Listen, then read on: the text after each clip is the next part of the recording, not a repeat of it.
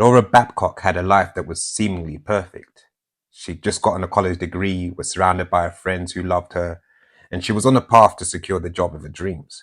But all of that changed when she got unexpectedly involved in a love triangle that she couldn't get out of.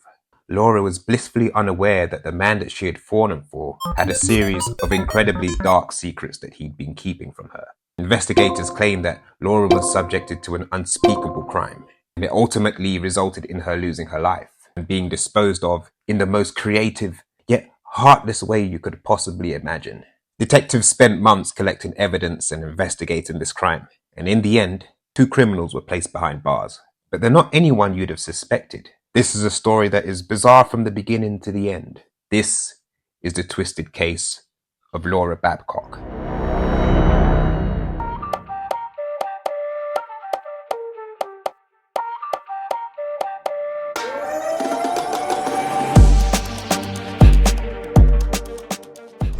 Laura Babcock was just 23 years old in the summer of 2012. Laura had a core group of friends that she depended on, as well as a family who cared deeply for her. She was known for having one of the most sincere love for dogs, but she also had her aspirations of starting her own family one day, and eventually settling down with someone she loved. Laura's personality was described pretty interestingly by a reporter, who recalled her as being the perfect mixture of optimistic and conflicted. Laura was a strong young woman, but she also had a few demons. Laura had struggled with her mental health in the past, but she was on the path to making things better for herself.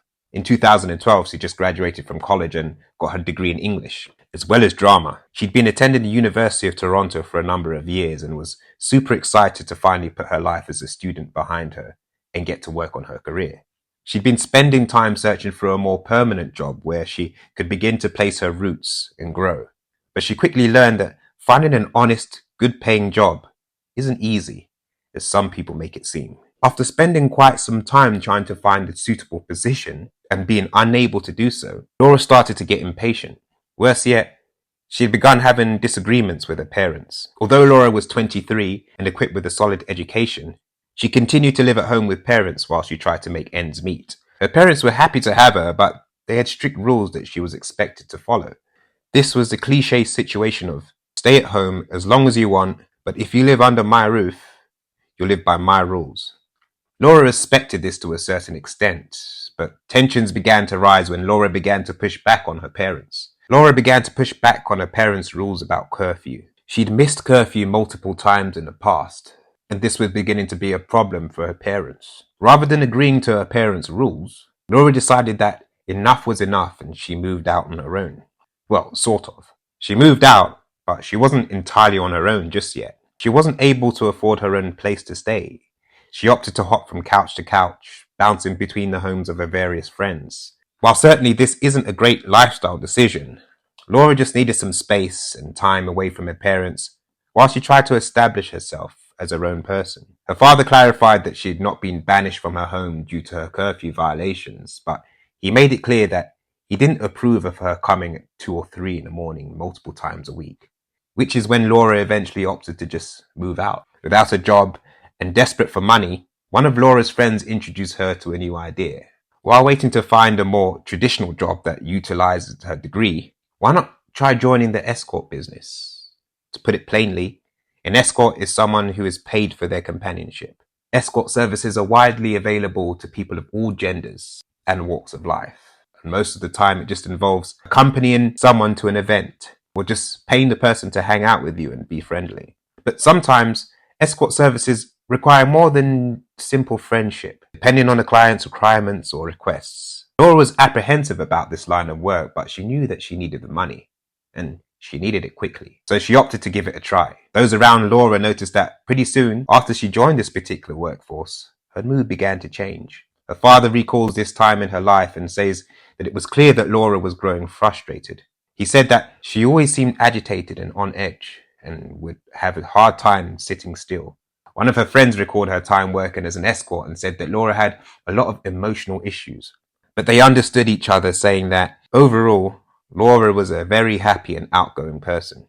But by the spring of 2012, that had begun to change. A darkness had begun to surround Laura, and there was nothing her family could do to stop it. By July of that year, Laura stopped contacting her family and soon after She was never heard from again. It quickly became clear to those around her that Laura had been hiding some dark secrets from those that she held the closest. Laura's boss, the owner of Last Minute Escorts, recalled that Laura had big aspirations of becoming an actress. He remembered Laura fondly, explaining she'd worked for him multiple times in the past. Outside of this, 3 other men spoke up about their time working with Laura. All 3 men agreed that they never had intimate relationships with her. Their business was purely professional. But a couple of other people she worked with weren't as open about the time they spent with Laura, leaving a lot of room for speculation. One of her former clients was a film and television producer who let Laura stay at his home for at least 2 weeks. Another of her clients was a doctor who offered to help Laura pay for an apartment so she could be on her own. But both this doctor and all of Laura's other clients stopped hearing from her in July of 2012. It was around this time that a man named Dylan Millard reappeared in Laura's life. Dylan and Laura went way back. They met back in 2008 and dated for a short while before calling things off. Dylan was incredibly well off, financially speaking. He's often described as a millionaire and was the heir to the thriving business Millard Air, which is an aviation company based out of Toronto. When Laura and Dylan met, they hit it off instantly. They would share an on and off relationship before eventually losing contact sometime in early 2009. By 2010, Laura had moved on and met a new man named Sean Lerner. Sean and Laura shared a much deeper relationship and dated for about a year and a half before things were broken off around Christmas in 2011. We'll get back to Sean in just a minute, but around the time that their relationship had begun to fall apart, Laura was struggling pretty seriously. She'd been admitted to a hospital in August of 2011 after she'd confessed to doctors that she felt as though she cried all hours of the day and was suffering from serious bouts of depression and anxiety. But it's never been publicly revealed why she was having these issues. It's simply possible that she was simply coming to terms with the fact that her relationship was falling apart. But it's also possible that there were deeper issues here that just haven't been shared publicly. Laura eventually confessed that she'd begun to calm herself. And that's when doctors began to take her case a bit more seriously, with one report suggesting that she'd been taking antidepressant medication as a result. By April of 2012, about 6 or 7 months later, Laura had returned to the hospital at least 12 more times due to various mental health issues. Laura was losing it. She was spiraling quickly. Her friends began to grow increasingly concerned, but there was very little that they could do other than just be there for her and comfort her. To make matters even worse, this is when Dylan Millard came into the picture. While Dylan and Laura had broken up about 4 years prior, they still kept in touch from time to time. With Laura now being single, she decided to reach back out to Dylan to see if there was anything left between them. And as luck would have it, there was. But there was also a catch. Dylan had begun dating someone else about a year prior to this, sometime in early 2011. His new girlfriend, Christina, was a bit of an interesting character. She and Laura had multiple arguments, and what it ultimately boiled down to was Christina being jealous of the bond that Laura and Dylan shared. It was clear that something was special between the two of them, and Christina felt threatened by this. To make matters worse, Dylan and Christina weren't even in a committed relationship. While they were technically together, Dylan says they were in an open relationship, and he claims that Christina was aware that he was actively sleeping with other people. One of these people being Laura. In February of 2012, Laura turned 23, and on her birthday, she received a text from Christina. The text read, "Happy birthday. A year ago today was the first time I slept with Dylan." Laura, seemingly unfazed by this, responded by saying, "That's fine. I slept with him a couple of weeks ago." It was clear from this moment on there was some serious bad blood between the two, but Dylan wanted no part in it. It would seem that Dylan wasn't looking to reignite anything serious with Laura. This became clear when he texted her a short while later and explained that he felt Laura was a bad influence for him. He requested that she not contact him anymore until she had made a, quote, huge leap of self-discovery. He concluded his message by saying, "As I said before, good luck with life." It was very clear that Dylan was done with Laura, but Laura's version of events paints a different picture. While Dylan claims that Christina knew publicly about his promiscuity, Laura doesn't believe that Christina knew the extent of Dylan's actions. A text she sent to another friend named Andrew suggests that Dylan was cheating on Christina behind her back, and that the two weren't actually in an open relationship. Laura seems to have regretted hooking up with Dylan, because she believed he and Christina were on the same page, but would learn soon after that they weren't. I'm going to spare you any more of the he said, she said drama and cut straight to the chase. So, in April of 2012, Christina had enough. She wanted Laura out of their lives for good, and Dylan admitted that he was willing to make that happen. He texted Christina and told him that he'd take care of Laura. He didn't even beat around the bush about it. When Christina asked what he planned to do, he said, "First, I'm going to hurt her, then I'll make her leave. I'll remove her from our lives." By June of 2012, Sean Lerner, the guy who Laura had been dating for about a year and a half, stepped back into her life. He'd heard about how bad off she was and wanted to do his best to help her. The two had no plans of getting back together, but Sean still cared deeply for Laura and wanted to help her get back onto her feet. Sean had also learned that Laura had begun working for last-minute escorts, and when he found out how bad of a shape she was in, he paid for her to stay in a motel for a few days and even gave her an iPad so that she could look for apartments in the area.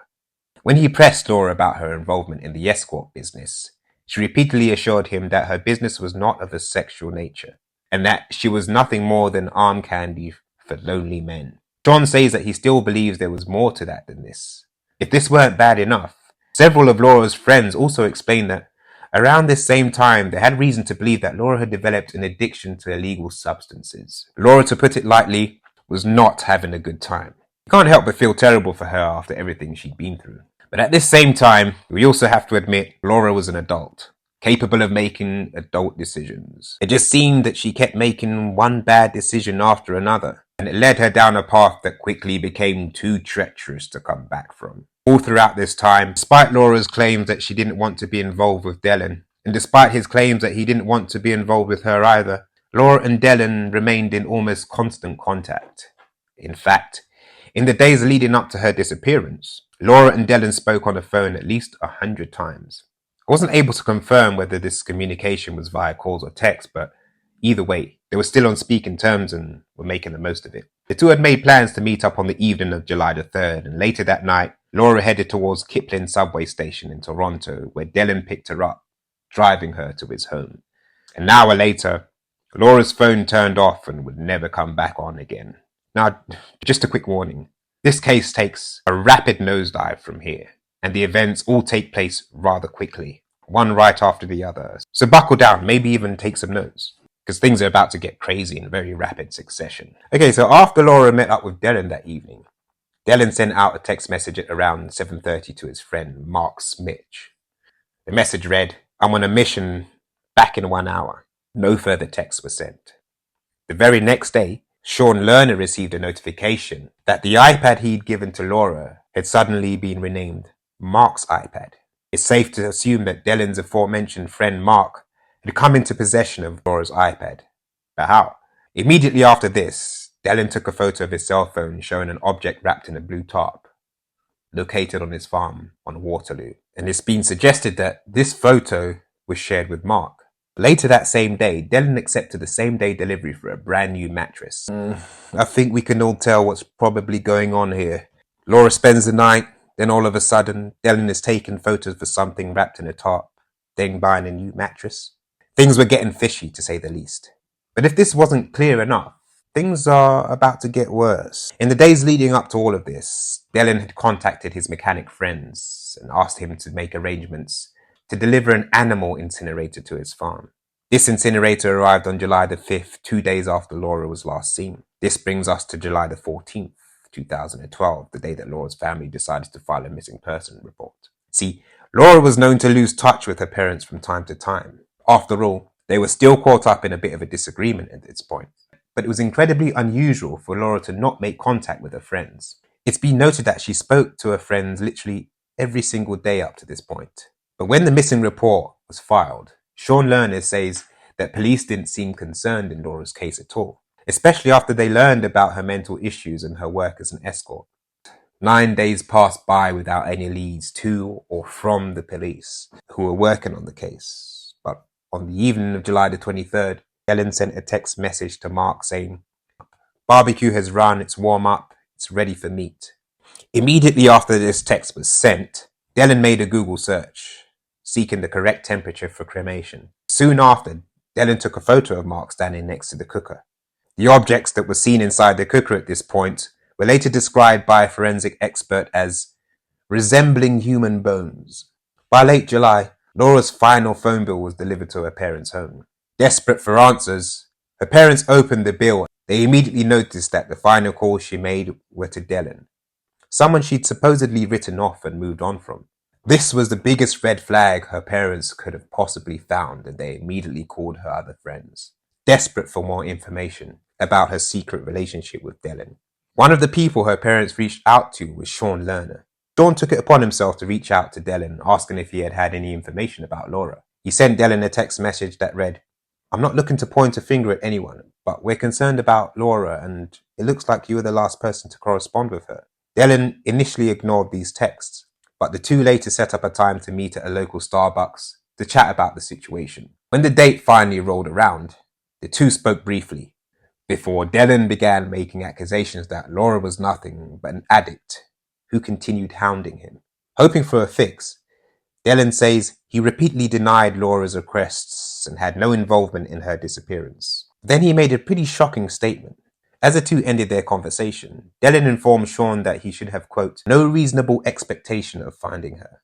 This brings us to the August of 2012, when the pieces began to finally fit together. Mark had invited a few of his friends over to his mother's home, and they were hanging out in a garage when Mark began rapping. I can't tell if he was rapping as a joke or if he was serious about it, but my gosh, it was awful. Started off on skin and bone, now the lay on some ashy stone. Last time I saw us outside the home, and if you go swimming, you can find a phone. Find a phone? What? Find a phone. If you go swimming, you find a phone. Find a phone. Find a phone. You can find a phone. If you go swimming, you find a phone. Lay on some ashy stone. In his weird rap, Mark says that she started off skin and bone. Now she lays on ashy stone. And he ends off the segment by saying, "If you go swimming, you can find her phone." I don't know about you, but this sounds like a confession, if I've ever heard one.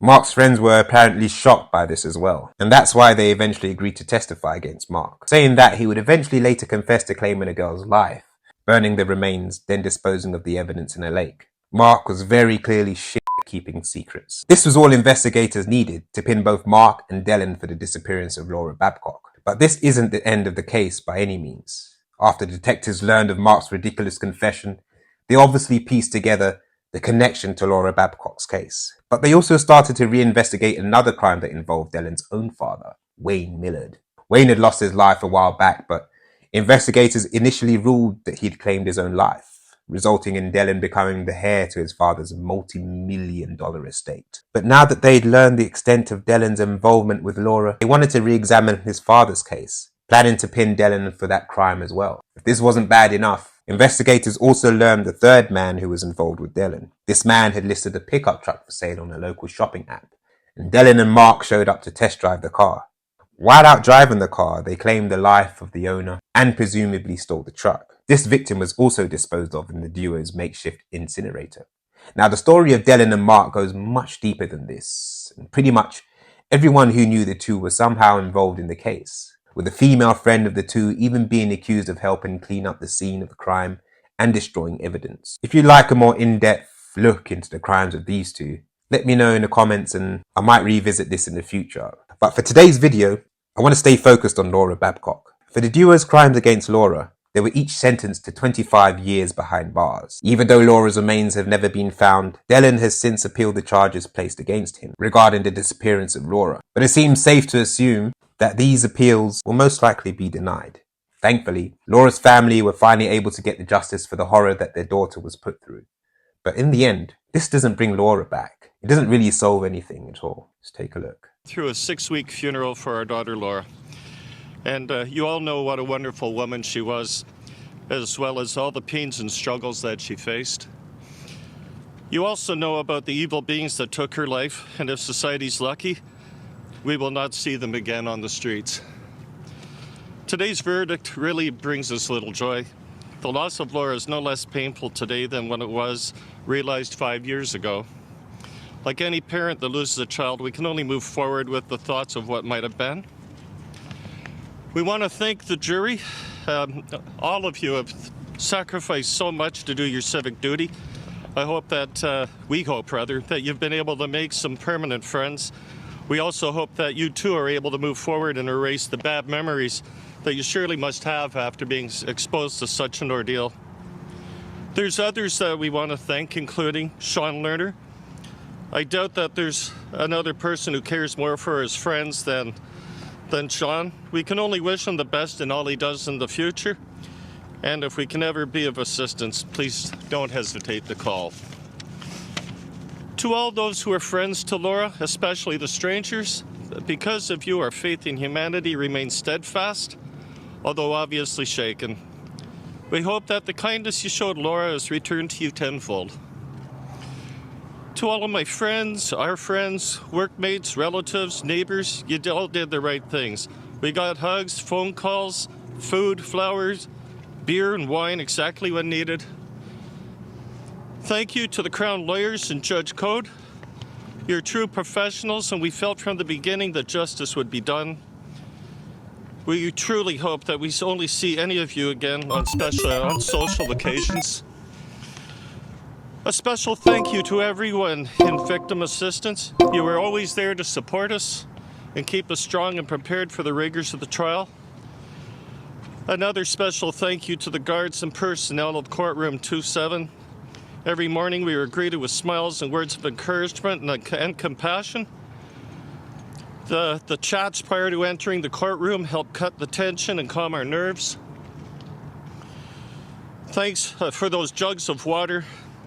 May we suggest something stronger in the future. To Mike Carboni and Dave Hillman, thanks for all your investigative efforts and for making sure that we are holding up in court. Thanks to all of the efforts of the Toronto Hamilton Police Forces, the OPP, and all others that were involved in the investigation.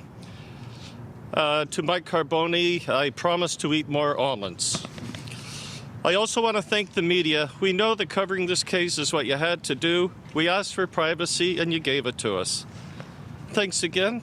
We wish you a Merry Christmas. Laura will always be missed. Us. Thank you. We may never know why Dylan went through such drastic means to get Laura out of his life. There's truly no sense to it. It's heartwarming to know that this pathetic shell of a man was finally taken off the streets of Toronto. But it doesn't change the fact that the damage is already done. Thank you guys for tuning in to another episode of Crime Lab. If you want to see more episodes like this, and if you're new here, hit the like and subscribe button. Take care, stay safe, and I'll see you in the next one.